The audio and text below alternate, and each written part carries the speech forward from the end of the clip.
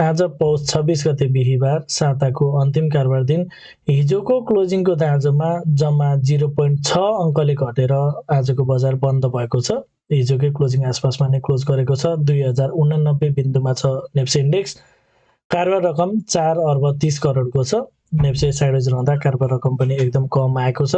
आजको शेयर बजारको अवस्था के कस्तो रह्यो त? विभिन्न टेक्निकल टुल्सहरूको अवस्था के कस्तो रहेको छ?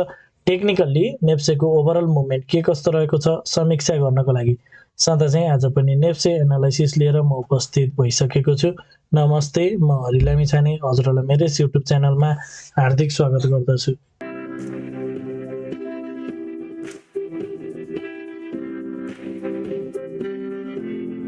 यस युट्युब च्यानल मार्फत मैले शेयर बजारसँग सम्बन्धित विभिन्न किसिमका भिडियोहरू लिएर आउने भएको हुनाले यदि हजुरहरूले अहिलेसम्म पनि मेरो च्यानल सब्स्क्राइब गर्नुभएको छैन भने कृपया च्यानल सब्स्क्राइब गरिदिनु होला र भिडियो पुरा हेर्नुभयो भने हजुरहरूले मैले भन्न खोजेको कुरा सबै सजिलैसँग बुझ्न सक्नुहुनेछ। शेयर बजार अत्यन्त जोखिमको क्षेत्र भएको हुनाले लगानीकर्ता स्वयंले गहन अध्ययन र अनुसन्धान गरेर मात्र आफ्नो कदमहरू चाल्नको लागि उचित हुन्छ। यो भिडियो नितान्त इन्फर्मेटिभ तथा एजुकेसनल पर्पजले तयार गरिएको हुँदा यस भिडियोको आधारमा आफ्नो ट्रेडिङ स्ट्र्याटेजी नबनाउनको लागि हार्दिक अनुरोध गर्दछु। स्क्रिनमा नेप्सेको प्राइस चार्ट देख्न सकिन्छ। आज भने नेप्सेमा एउटा सानो बेयरिश क्यान्डल बनेको छ र खासै त्यति धेरै भोलाटाइल पनि भएन आजको मार्केट र सुरुवाती चरणमा केही माथितिर गए पनि अन्तिममा भने झिनो अङ्कको गिरावट छ। ओभरअल कारोबार रकम पनि एकदम कम छ, 4 अर्ब 30 करोडको मात्र छ। फेरि कारोबार रकम चाहिँ घट्दो क्रममै देखिएको छ। बीचमा बजार के माथि जाने क्रममा कारोबार रकम तेज आए पनि फेरि कारोबार रकम घटेको छ। हुन चाहिँ आजको मार्केट एउटा साइडवेज फेजमा रह्यो, त्यति धेरै भोलाटाइल पनि भएन, त्यही भएर पनि कारोबार रकम कम आएको हुनसक्छ। अर्को कुरा भनेको हिजो एउटा जुन हिसाबले माथिबाट चाहिँ उच्च सेलिङ आएको थियो बजार चाहिँ त्यसको इफेक्ट थोरै पनि मात्र देखियो, तर बजार फेरि क्विक माथितिरै रिकभर भयो। यसले गर्दा पनि बजार चाहिँ एउटा भर्खर हेरेको अवस्थामा बजार तल पनि जान सकेन र एउटा एग्रेसिभ बाइ आएर माथि पनि जान नसकेको देखिएको छ, जसले गर्दा कारोबार रकम कम आएको हुन सक्ने एउटा लजिक लगाउन सकिन्छ। अब आजको इन्ट्राडे चार्ट हेरौँ। बजार ओपन भए लगतै सुरुवाती चरणमा केही माथितिर गयो र सुरुवाती चरणमा केही माथि गएको बजार अगाडिको हाईभन्दा माथितिर जान सकेन र त्यसपछि भने केही तलतिर आयो। तल आउने क्रममा हिजोको लो भन्दा नि केही तलतिर आएको छ र त्यसपछि भने फेरि बजार केही माइनर अपस्विङ दिएर आजको लागि लोएस्ट पोइन्ट क्रिएट गर्यो। लोएस्ट पोइन्ट क्रिएट गरिसकेपछि भने फेरि पनि बजार माथितिर जाने प्रयास गर्दा फेरि पनि केही तल झरेर बन्द भएको छ। ओभरअलमा प्याटर्न चाहिँ साइडवेज छ र साइडवेज मार्केटमा एउटा ट्रेन्ड के छ भनेर हामीले हेर्ने हो भने चाहिँ मार्केट ओभरअल ट्रेन्ड पनि साइडवेज नै छ।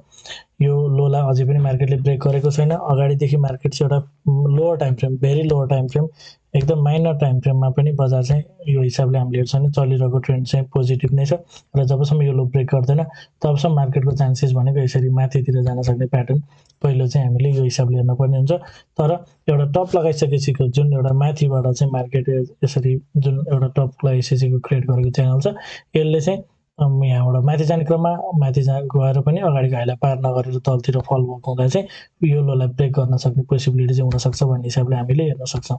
सो अहिलेसम्म मार्केटको सिनारियो केही नबिग्रे पनि लगभग अब मार्केट चाहिँ केही तलतिर जान्छ कि भन्ने खालको लोवर टाइम फ्रेमले चाहिँ इन्डिकेट गरेको छ र यो कुरालाई यदि हामी 15 मिनट्स टाइम फ्रेम हेर्छौँ भने 15 मिनट्स टाइम फ्रेममा मार्केट बुलिस छ। सुरुमा ओभरअल मुभ के छ भनेर हेरौँ। 15 मिनट्स टाइम फ्रेममा मार्केट बुलिस छ। यसरी अगाडि आएको बजार अगाडिको हाईलाई चाहिँ पार गरेर माथितिर हायर हाईको स्ट्रक्चरमा गइसकेको छ र त्यसपछि बजारले केही करेक्सन दिएर अर्को हाईको रनिङ फेजमा चाहिँ मार्केट रहेको छ र यहाँबाट चाहिँ बजार केही करेक्सनको लागि चाहिँ तलतिर आउन खोजेको जस्तो देखिएको छ। अब बजारले चाहिँ केही तल आउँछ भने मार्केट 2050 को आसपासमा आउन सक्ने र यो लेभलबाट चाहिँ यसरी माथितिर जान्छ कि भन्ने हिसाबले हामीले एनालाइसिस गर्न सक्छौँ। अगाडिको हाईको दाँजोमा यतापट्टि हायर हाई फर्मेसन गर्न गएको हुनाले चाहिँ मार्केटले फेरि पनि नर्मल करेक्सन दिएर अर्को हायर हाई नै बनाउँछ कि भन्ने हिसाबले हामीले हेर्न सक्छौँ। सो 15 मिनट्स स्ट्रक्चरमा मार्केट बुलिस भएको हुनाले मार्केट फेरि पनि माथितिर जान्छ कि भनेर हेर्न सकिन्छ। जबसम्म मार्केटले यो लो 2075 लाई ब्रेक गर्दैन तबसम्म मार्केटको मोमेन्टम माथितिर जान सक्ने पोसिबिलिटीलाई नकार्न मिल्दैन। यो लो ब्रेक गरिसकेपछि चाहिँ करेक्सन अझै केही लामो हुन सक्ने र बजार केही ठुलो करेक्सन पछि मात्र बजार जान्छ कि भनेर हेर्न सकिन्छ। ओभरअल 15 मिनट्स स्ट्रक्चर साइडवेज छ। हामीले हेर्छौँ भने जुन हिसाबले 15 मिनट्स स्ट्रक्चर क्रिएट भएको अनुसार हामीले हेर्ने हो भने एउटा हाई र एउटा लोको बिचमा नै बजार कमेको छ। सो क्लियर साइडवेजको रूपमा जुन हिसाबले बजारले एउटा हाइएस्ट पोइन्ट क्रिएट गरिसकेपछि चाहिँ एउटा तल आएको छ, अगाडिको लो लाइन ब्रेक गरेको छैन। नाइदर अप ट्रेन्डको च्यानल नदर डाउन ट्रेन्डको च्यानल, चलिरहेको ट्रेन्ड चाहिँ एउटा साइडवेजमा छ भन्ने देखिन्छ र यो तल आएर यो लोलाई ब्रेक गरेर अनि माथि गयो भने राम्रो हुन्छ कि भनेर हेर्न सकिन्छ। ओभरअलमा 15 मिनट्स टाइम फ्रेम लङ्गर भिजनमा हेर्ने भने केही पोजिटिभ नै देखिएको छ, बुलिस नै देखिएको छ। र यदि हामी आवरली टाइम फ्रेम हेर्छौँ भने आवरली टाइम फ्रेममा पनि मार्केट साइडवेज नै छ। आवरली टाइम फ्रेमको क्यान्डल्सहरू हेर्दा त एउटा क्यान्डलभित्र नै सबै क्यान्डल्सहरू बनेको छ। जुन हिजोको सुरुमा बनेको क्यान्डल छ, लगभग यो क्यान्डलभित्र नै 11 बजे बनेको जुन क्यान्डल छ हिजोको फर्स्ट, त्यो भित्र नै सबै क्यान्डल्सहरू बनिरहेका छन्। सो यसले चाहिँ मार्केटमा केही माथिल्लो लेभल यहाँबाट माथि गएर चाहिँ कतै डिस्ट्रिब्युसन भएको हो कि होइन भनेर हामीले केही लजिक लगाए पनि त्यसको कुनै कन्फर्मेसन हामीलाई मिलिसकेको छैन। सो यो लेभलबाट चाहिँ मार्केटले एउटै क्यान्डलभित्र नै अरू क्यान्डल्सहरू फर्मेसन गरेको हुनाले एनालाइसिस हामीले गरिरहँदाखेरि जुन हिसाबले एउटा घटिरहेको बजार एउटा लो लगाएर चाहिँ माथितिर जान खोजेको छ, यहाँबाट चाहिँ यसरी तल आएर चाहिँ यही प्याटर्नमा नै रहेको रूपमा यसलाई विश्लेषण गर्न सकिन्छ।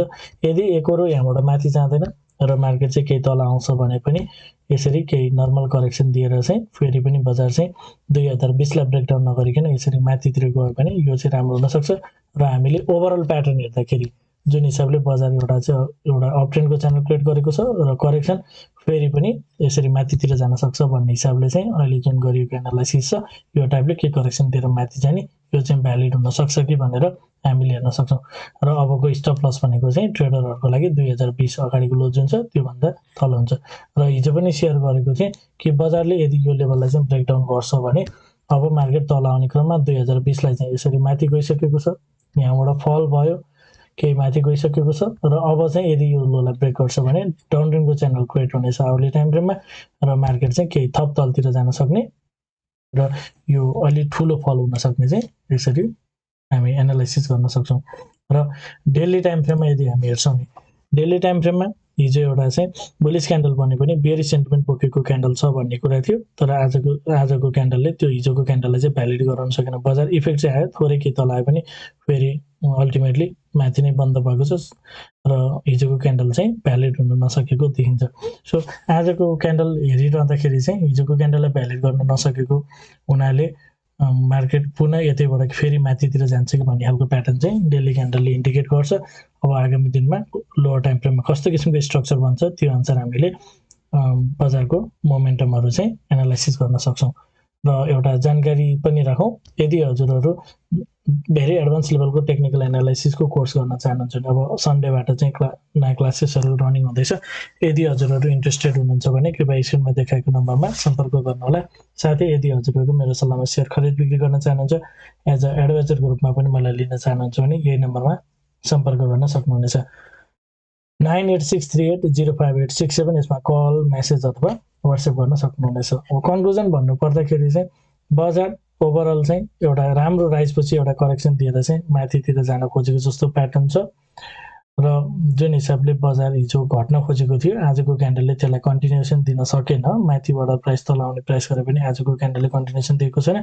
यदि आगामी दिनमा चाहिँ बजारले आजको हाईलाई विशेष गरी पार गर्दै माथितिर लाग्छ भने त्यो लोवर टाइम फ्रेमबाट आजकै क्यान्डल हेरेर त्यो एनालाइसिस गर्न मिल्दैन।